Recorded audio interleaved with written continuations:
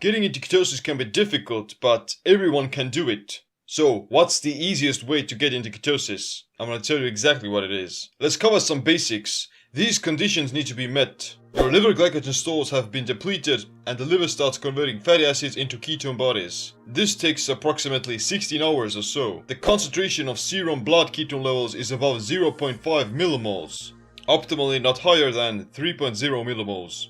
Blood sugar and circulating insulin have dropped significantly, while not causing a hypoglycemic response. You can accomplish it with either fasting for a longer period of time or by restricting your carbohydrate intake to a bare minimum for several weeks. Both of them are almost identical. Fasting induces ketosis and a ketogenic diet mimics the physiology of fasting. But there's a difference between fasting ketosis and nutritional ketosis. They're quite similar, but there's still some differences. The only distinction is what physiological state your body is in. Fasting ketosis. You haven't consumed any calories for about 24 plus hours, and because of that you experience higher levels of ketones. In addition, you've elevated the metabolic pathway called autophagy that causes cellular repair and maintenance. Nutritional ketosis. You've established ketosis by restricting your carbohydrate intake, and you've depleted your liver glycogen that way. You're still creating ketone bodies and using them for energy, but because you're eating and because you're in a fat state, you suppress autophagy. While getting into fasting ketosis takes about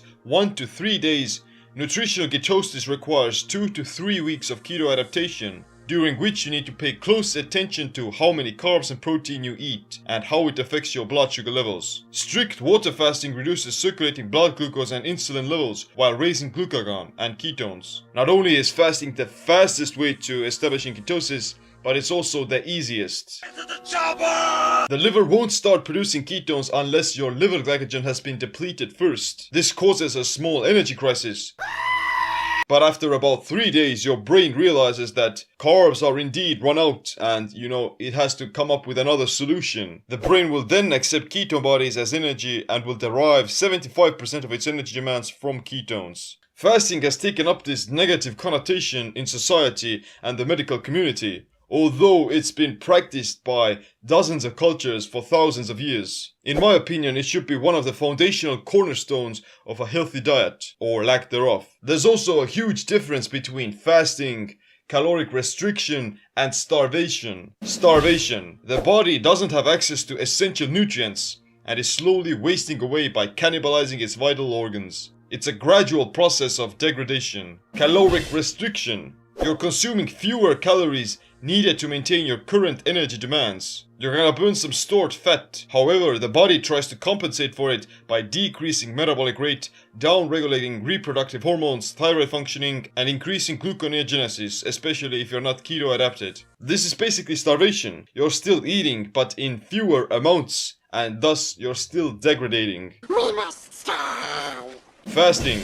Despite not having consumed any calories, your body is still nourished. By shifting into ketosis, you'll be burning body fat for energy exclusively. Ketones are protein sparing and they give more energy to the brain, thus you preserve all of your vital organs and lean muscle tissue. Fasting doesn't equal starvation because once you shift into ketosis, you have access to your own body fat. With caloric restriction, this shift won't happen. You'll still remain in a fat state, but you're still malnourished, and your body basically thinks it's starving. We can't eat stomach food. You're actually better off by consuming no food at all, instead of feeding yourself in inadequate amounts. That's why people who experience malnutrition burn off their muscle, but they still have quite a lot of body fat on them. They're starving and they're not in ketosis. Therefore, they get skinny fat. This applies to both physical and mental aspects. I've done intermittent fasting for years and I've also done a few 3 to 5 day fasts over that time. And I must say that it's not difficult at all. Hunger becomes less of an issue the longer you fast. The more your body adapts to ketones, the better you become at burning your own body fat for fuel. This prevents you from getting hungry, and if you do get hungry, then you can easily stave it off by drinking some water or coffee or something. The sensation of hunger doesn't change the longer you fast either. There's a slight difference between not getting hungry in between lunch and dinner versus not eating in 24 hours. But beyond that, the feeling stays the same. It doesn't matter whether you've been fasting for 2 days or 7 days. The hunger signal, it stays the same. It doesn't get any worse. You're having a bad day? Did you die? Hunger also follows a circadian pattern that's linked to your habitual way of eating. You get hungry in the morning because you've taught your brain that, hey, that's the time you usually eat something. And your brain is already expecting to get some food. And that's why you get hungry in the morning. But did you die? And that's why snacking in between meals is not a very good habit. You'd be better off by eating once and be done with it, so your body could be forced to burn its own fat. It's easier to fast. It's easier to fast to prevent hunger. It's easier to fast to lose weight. It's easier to fast to get into ketosis. But you can't fast for the rest of your life. The longest recorded fast lasted for 382 days, during which an Irish man went from 456 pounds to 180 pounds. So he lost 276 pounds. You can get into ketosis by fasting for 3 to 5 days already. Going any longer than that can actually be counterproductive. Whatever the case may be, if you want to shift from fasting ketosis to nutritional ketosis, then you need to start eating a well-formulated ketogenic diet. It means after you break your fast, you have to continue eating low-carb, high-fat meals. Eating a ketogenic diet should be done as a long-term thing, because you'll start reaping all the benefits of keto adaptation only after a few months. That's when you really start to change your body's physiology. Limbers. One small bite is enough to fill the stomach of a grown man.